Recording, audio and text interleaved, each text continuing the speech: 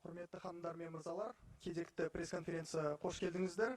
Қонағымыз Біріккен Ұлттар ұйымы бас хатшысының Сирия бойынша арнайы өкілі Стаффан де Мистура мырза. Press conference of Special Envoy of the Secretary General of the United Nations on Syria, Staffan de Mistura. Господин Стаффан де Мистура. Dear ladies and gentlemen, we are beginning our next press conference. Our guest, honored guest, distinguished guest is UN Secretary General Special Envoy for Syria, Mr. Staffan de Mistura. Mr. de Mistura, the floor is yours. Yeah, thank you very much, and thank you so much. I will read a statement, and then, of course, I will be taking questions so that we can be a little bit more informal about this, our comments.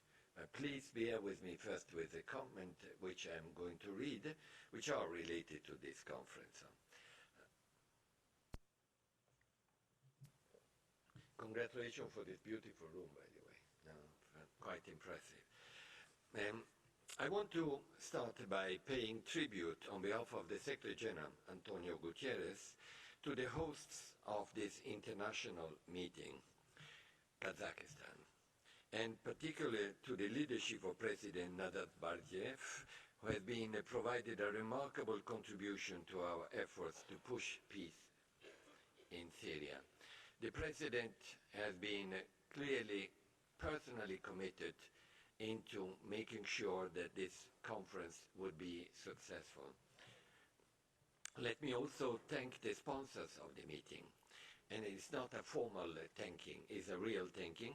Iran, Russian Federation and Turkey, because they have shown determination to build on their own achievements, which was done last month, when they did assume the responsibility of guarantors of a ceasefire regime in Syria.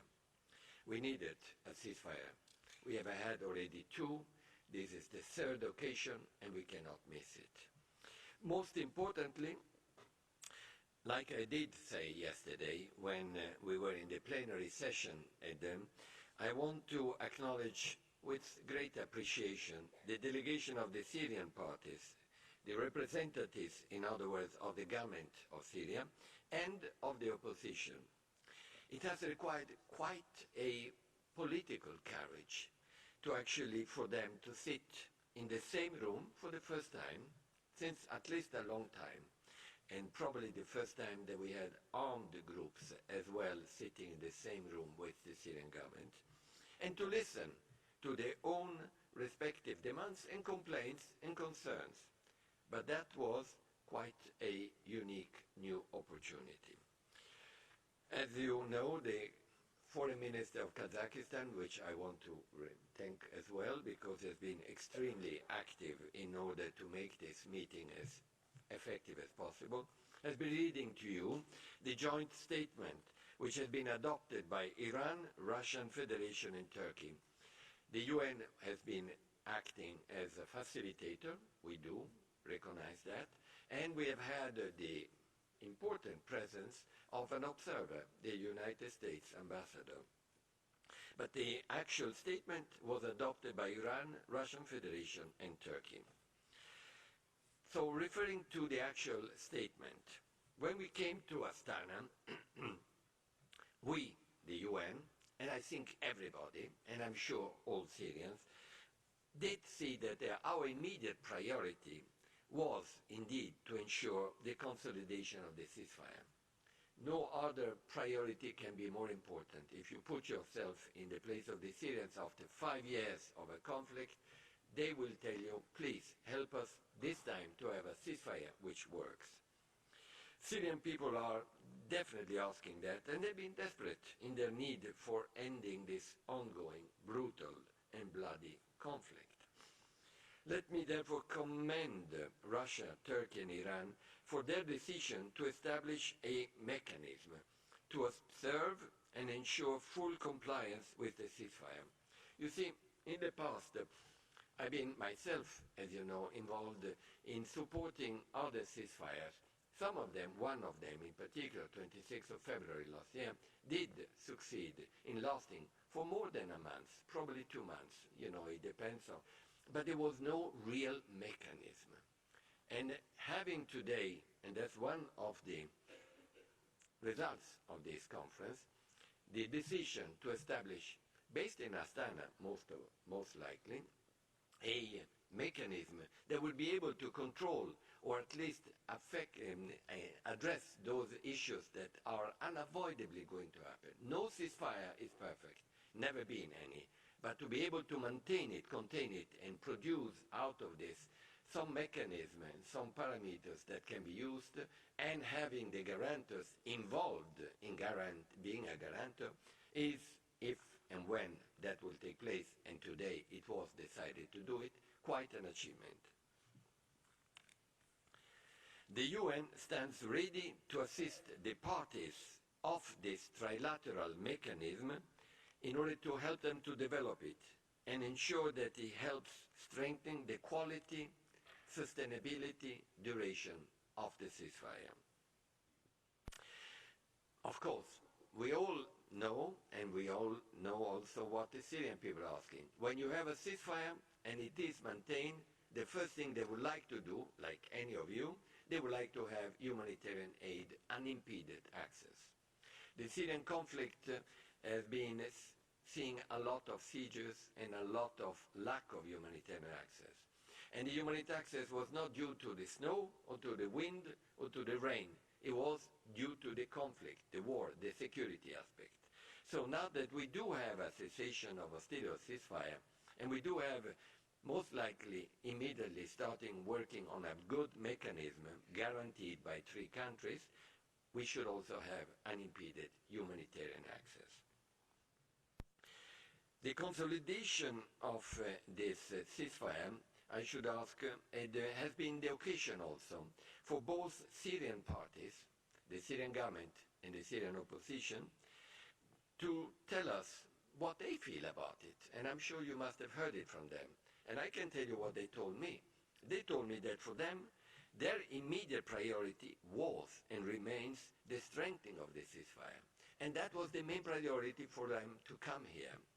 We heard it from both, and in that sense, there is an agreement. And in all fairness, we had a long meeting last night with the opposition, and the opposition delegation did share with us, and I'm sure is sharing and going to share or has been sharing it with the guarantors, quite a lot of specific proposals in the regard of the ceasefire. We also got from the government, of course, a clear indication, you probably heard it from Ambassador Jaffari, that for them the ceasefire is the top priority because they too feel that this conflict has been going too long. And as I speak now, I know that there are efforts taking place in order to continuing reducing those pockets, areas where the ceasefire seems to be affected negatively, like Wadi Barada and other issues. But overall, it's a big difference from what we had in the past, and we need to improve it, and today the decision of this mechanism is the step in the right direction and is a concrete step. The consolidation of the ceasefire, in addition, helps everyone, we believe, in order to better fight the terrorism, as per the Security Council. In other words, those groups, organizations identified by the Security Council as terrorists. Not only Syria, but in the wider region. When you have a ceasefire, you can focus, concentrate on where the priorities are, and one of the priorities is fighting terrorism. And that came out also today.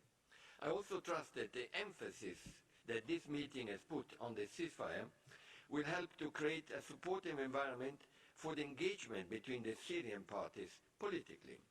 This is important in order to help, as the statement says, jumpstart the convening of the formal political negotiating process under UN auspices in Geneva next month.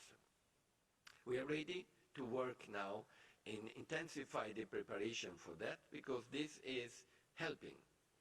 The only way for peace to come to Syria and to a ceasefire to be able to be sustained in a long time is through a political solution. We all know it, but now we need to try to test it even further. For a political solution brought about through intra-Syrian negotiations under the aegis of the United Nations. So we look forward to a genuine and constructive engagement by inclusive and empowered delegations, Syrian delegations, on all aspects of a political solution to this Syrian tragedy, in accordance with the sequencing outlined by the Resolution 2254, which is the main resolution giving a roadmap for the UN and the international community to have a proper road towards a political process.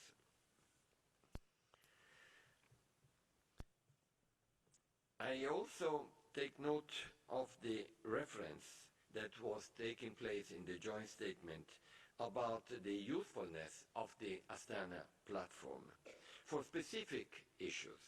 And I must say I took note with great appreciation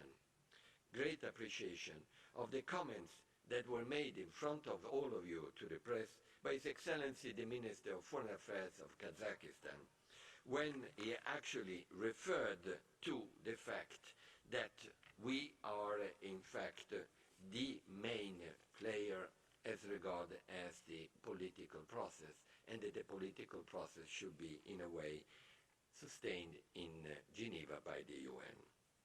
We will be happy to make good use of the Astana platform, which is now existing, when the Geneva-based mediation process under the UN will be requiring it, because we have seen the potential that exists here in Astana. I myself, I will be proceeding to New York next week, early next week, to consult the Secretary General, Antonio Gutierrez, and brief the Security Council very soon as part of my intensified preparation ahead of the February negotiations in Geneva. And the timing is good because it happens just after the Astana. To close, let me say this. We cannot allow another ceasefire, a third one, to be in a way wasted because of a lack of a political process. So now is the time for the international community in all its dimensions to come together and support one integrated political negotiating process based also on the help of this remarkable moment that we are today, as provided by the Security Council Resolution 2254. So this is my official statement, which represents what we feel strongly about the outcome of this successful meeting, and I'm ready for questions.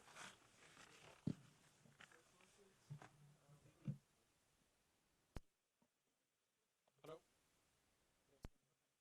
Pardon, microphone number 2, please. Sorry. Mr. Mistoury Jamal and Shayad from Al Jazeera English. You said that you wanted the questions to be informal, so allow me to ask a couple of questions. Number one, I'm here. Number one, the peace processes or the negotiations have been going on for a couple of years now, and the reality on the ground really hasn't changed much aside from the fact that the Syrian regime has gained more and more ground and more people have been killed.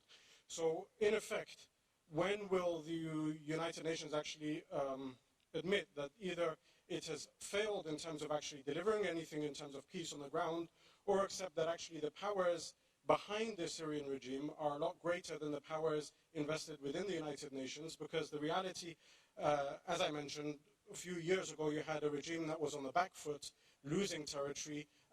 However, because of the time that was bought by the regime through these negotiations, all that's happened is that it's actually managed to regain territories, kill more people, and finds itself now in a stronger position than it has before. The second question points to a paragraph in the final communique which Ambassador Bashar al-Jafari said was extremely significant, which talked about fighting terrorists, particularly ISIL and Jabhat al-Hisham or Al-Nusra Front, as they're formally known. And my question here is with regards to the definition of terrorism. You have a regime that is responsible for killing hundreds of thousands of people, up to 1 million according to some independent observers, that has destroyed the country, destroyed many of the cities, yet it is welcomed and is seen as a key player and a partner. But then you have groups which have also committed atrocities but nowhere near the same magnitude, and they are sidelined. Isn't there a question about the definition of terrorism used by the United Nations, as well as the fact that the narrative of the Syrian civil war has changed from getting rid of a regime which a large part of the Syrian people view to be an autocratic regime and focusing it on the battle for terrorism? I would like to believe that these were questions, not statements, but it sounds, yeah, but probably a combination of both. Yes, I understand. Please sit down. Please sit down. Regarding the failure of what has been so far international attempts to stop this terrible conflict. I've been, as you probably know, 46 years with the United Nations. I've been involved now in 20 conflicts, including this one, in terms of trying to contribute to reduce the pain of the civilians and try to find some type of reduction of the length or of the violence in a conflict. No conflict, to my knowledge, has been as complicated as this. I think there are at least 10 countries in one form or the other who have been are involved either in supporting or in one form directly or indirectly. 98 fighting groups. And you have the regional part, Iran, Saudi Arabia. You have the neighboring part, affected and involved. And then you have the international part. Give you an example, Russian Federation and US. And on top of it, you have now, since the last 2 years, Daesh. So expecting the international community to actually come up with a miracle in a context like this and a divided Security Council is actually a little bit unfair to call it a failure, but rather quite a challenge. Now, the next point is in the last 2 months, we have seen now some Security Council unity. And probably we'll see more of that in the future. I will see in the next week what will be the Security Council position. So I'm expecting probably some more clarity on the international community interest in solving this conflict rather than fighting this conflict and then hoping that the Security Council will be able to solve it. So let's talk about the failure or non-failure of the international community and of the Security Council. Later on, history will judge. But let's give a chance to this ceasefire this time to see whether it can make a difference for the Syrian people. Regarding fighting terrorism, as you know, the word terrorism has been often used and misused by many. And there's always been a very big debate in the concept and in the Security Council and elsewhere. What is the definition of a terrorist? Someone who fights against me, or someone who has got a weapon and is fighting against the government? For the UN point of view, and I'm a UN person, the definition in the case of Syria is very clear and very simple. It is those organizations identified by the Security Council. And there are 2, and you know which they are. Thank you. Thank you. Microphone number 1, please. British microphone. Hello. Staffan de Mistura, thank you very much. My name is Maria Georgieva and I'm a correspondent from Svenska Dagbladet, one of Sweden's biggest newspapers. Thank you so much. So, Staffan de Mistura, can you tell us a little bit more about this mechanism? How can it be implemented? And we've also heard a lot from the opposition being unsatisfied with, for example, Iran's part. How can this ceasefire be sustained regarding that there are different interests in Syria, and so that affects so many people in many ways? Can you tell us about that? Thank you. Hejsan. Hej på dig. Just a word in Swedish, because as you know, I do have a very strong part of me who is Swedish. The mechanism, there have been discussions already I will tell you, we have been helping some of the discussions on how to make a mechanism working. Because we do have experience. In the UN, we have had a lot of experience on mechanism of ceasefire, truces, and the cessation of hostilities from the last 60 years. So we're trying to contribute to that, and we will continue. Now, in this case, to touch your point, the best mechanism you can think of is when the actual parties which have an influence on the fighting sides have a personal, direct, public, political interest in putting their own reputation and their own accountability and their own commitment in making a ceasefire working. And if you look at it, it is totally logical that by having Turkey, Russia, and Iran, because they are a strong operational political supporter of the government in Damascus, involved in a mechanism. Now, how the actual mechanism will work, let them meet first here in Astana. And there is already, I understand, a date in which there will be a follow-up, which should be reassuring all of us and all of you. It's not just a statement today.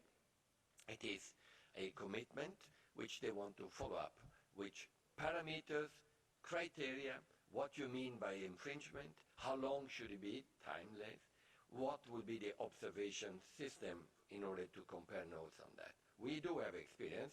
In Geneva we have an operations center, but we like the idea that in Astana, thanks to this very special environment, there would be a possibility for having a good chance on it. Let's talk about this after the first operational meeting. Today was the decision. Thank you. Yeah. Please. Snashino Roda Media Network. Special envoy, the road to Geneva is open after the Astana communique. Could you tell us, please, would you extend the delegation to Geneva next round, especially the Kurds in Syria? In the last 3 rounds, they would to be part of the negotiation, especially the Kurds who are fighting the ISIS, YPG, and the Kurds there. The second question, please. In one of your latest statement about the situation in Syria, you mentioned the Kurds are only 5% in Syria. At that time, Kurds was very upset about it. If I am wrong, please correct me. Do you have an independent statistic that Kurds in Syria are only 5%? Thank you. You see, I have to reveal to you a secret. By the way, you are Kurdish? Yes, yes. I have to reveal to you a secret. I was not bad at school when I was going to school. And I was not bad. I was number 2 in my class, number 3, never number 1. And the only area where I was actually sent back for exams in September, and I was so angry about it, was mathematics. I'm terrible with numbers. I speak 7 languages. And my brain obviously is more attuned to languages, but on mathematics I'm terrible. So I recognized that was the wrong number. And I made my own checkup afterwards on the figure. It was the wrong number. So don't take it personally, okay? I will not quote another number, otherwise we get into, again, my mathematical issues. I should read it then. Regarding delegation to Geneva, I hope you will allow us, because that's a delicate issue, and we have faced that every time we have a meeting. And by the way, that was the issue even here, which was solved by the fact that it was focused on the armed groups in particular, and that simplified the delegation aspect. The government is obvious, they have a very easy task to be consolidated on that. So I hope you will allow me to decide as 2254, and I think the Ambassador Jaffrey was referring to that, on the composition of the invitations at the proper time. Thank you. Perhaps we have one more last question, please. Raja Abdurrahim from Wall Street Journal. Just a few follow-up questions regarding the mechanism. Do you know when the follow-up meetings are supposed to take place, and is there a deadline for when the mechanism is expected to be in place? Also, I know the opposition has said that they've submitted a list of their parameters to the UN and to the guarantors, and has the Syrian government as well submitted their parameters? First of all, I think it would be fair that I am aware of some dates, and I'm aware of some, and that is, I think, fair for me to say, to reassure you this is not just a declaration. What was made today is an important declaration, very important. But of course, as usual, the details are what matters. And when you actually go through them, you will see that there is a reference to the mechanism. That is the main decision today. But beyond that, there have already been technical meetings in order to prepare an in-depth meeting on the follow-up to the ceasefire and the mechanism. The date, I won't be able to tell you. I think it should be up to one or the three the conveners or guarantors. But it's soon, pretty soon actually, in order to show their serious involvement in that.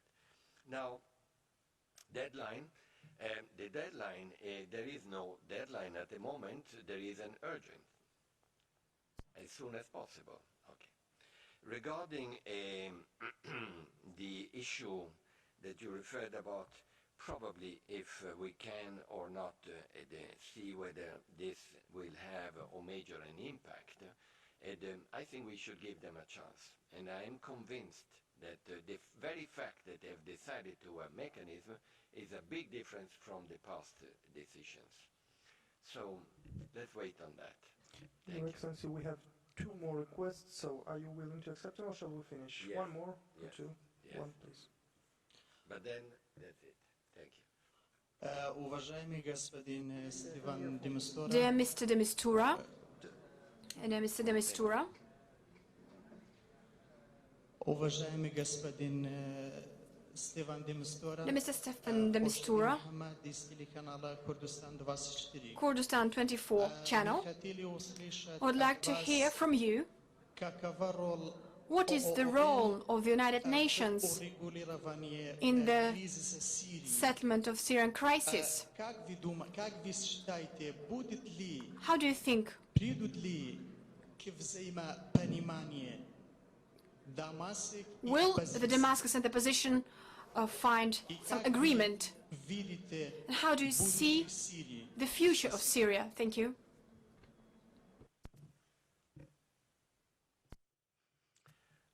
First of all, thank you. Please sit down. Your question is something that I would like to reply with two words. We have been using constantly, and sometimes, excessively, and looks almost patronizing, the fact that this should be a Syrian-led, Syrian-owned solution. And I'm sure you will agree the same if that applied to other countries and other areas. So I will not say, and it would be arrogant, certainly for the UN, to say this should be the scenario of the future of Syria. The answer is we have to help, and that's the UN can do. We have we have some experience on that, and we have had it in many difficult environments. Help the two sides to actually, and with the support of big countries who are involved or have influence, to actually be able to start talking about what their vision of Syria is. So let's ask them that question. We are very respectful to that point because history has proven that whenever international order want to impose a vision, that's not what is going to happen, and it's not taking into account the two Syrian, in this case, sides. Anyway, thank you for raising it. Last question. Yes, please. Yes. Hi. How are you? Go ahead. Fine. Thank you. Thank you, Your Excellency, Special Envoy. I wanted to ask you about your opinion. What do you think? Is it easy to differentiate those 15 fractions, military fractions, from terrorist groups? And they are asking for something in back to let the real allies of Syria out. How could we fight against terrorism in such case? And we know that some good process has begun of collaboration between the aviation of Turkey and Russia, and maybe the United States is starting collaborating indeed in this fighting against terrorism. So can you explain a little bit about this? Well, I'm not a military person, as you know, so you're asking me how to explain how this will become operational on the ground. What I can tell you is that it's going to be a challenge. We know it, and it's not going to be easy, but needs to be done. And in this document is clearly specified.